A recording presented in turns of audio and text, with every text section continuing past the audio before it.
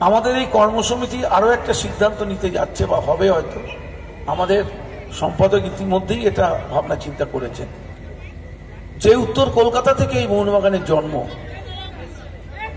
29শে জুলাই যে মোহনবাগান দিবস, তার সূচনা হবে কিন্তু এই উত্তর কলকাতা থেকে। এর থেকে বড় কিছু হতে পারে না।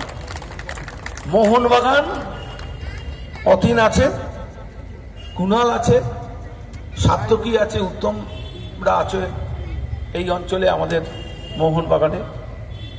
আমরা সবাই আসব। প্রথম উদযাপনটা আমরা এই নর্থ ক্যালকাটা থেকেই করব।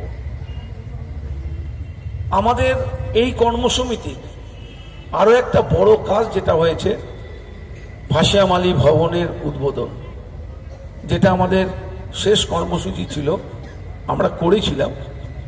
এবং এটা যে কত ভালো কাজ করেছে, আজকের প্রত্যেক মহলে এটা নিয়ে কিন্তু চর্চা শুরু হয়েছে। ময়দানের কোনো মালিদের এইভাবে স্বীকৃতি কেউ দেয়নি।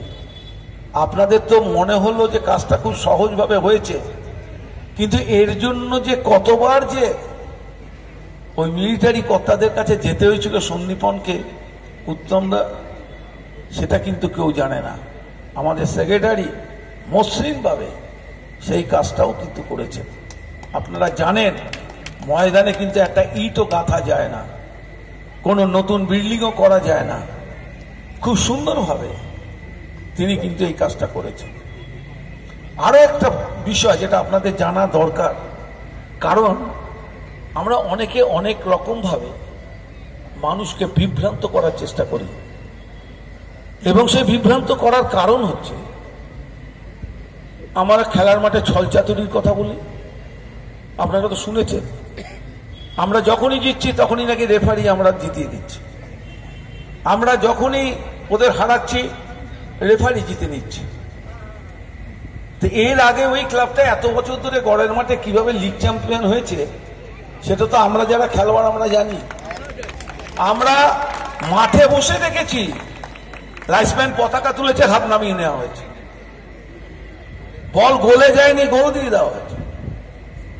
আমরা কিন্তু বলি না, মনমান বলেও নি, দরকার হয় না। প্রতিভা এমনি বিকশিত হয়ে যাবে, আপনি ছাই চাপা দিয়ে রাখতে পারবেন। মোহনবাগান মোহনবাগানেই থাকবে, অন্যেরা সেটা থেকে অবশ্যই হিংসা করবে। ওই যে পাশের পেছনে লেখা থাকে দেখেন না, দেখবি আর লুচির মতো ফুলবি, ওদের তো গাত্র দেওয়া হয়েছে আমাদের এই সাফল্য।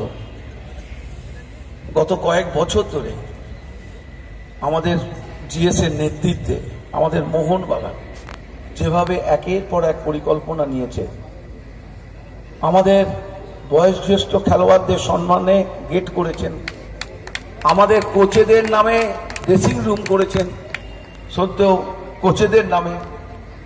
এটা তো আমাদের সবচাইতে বড় পাওনা, খেলোয়াড়দের স্বীকৃতি দেওয়া। 22 বছর পরে হকি খেলেছি আমরা, খেলে দুবার চ্যাম্পিয়ন হয়ে গেছি। এটাও তো ওদের ভালো লাগছে না। অ্যাস্ট্রোটাফে প্রথম খেলা হলো, তাতে আমরাই চ্যাম্পিয়ন হলাম। গোপীদা আমাদের হকি খেলোয়াড় ছিলেন, গোপীদার তো গর্ব হবেই।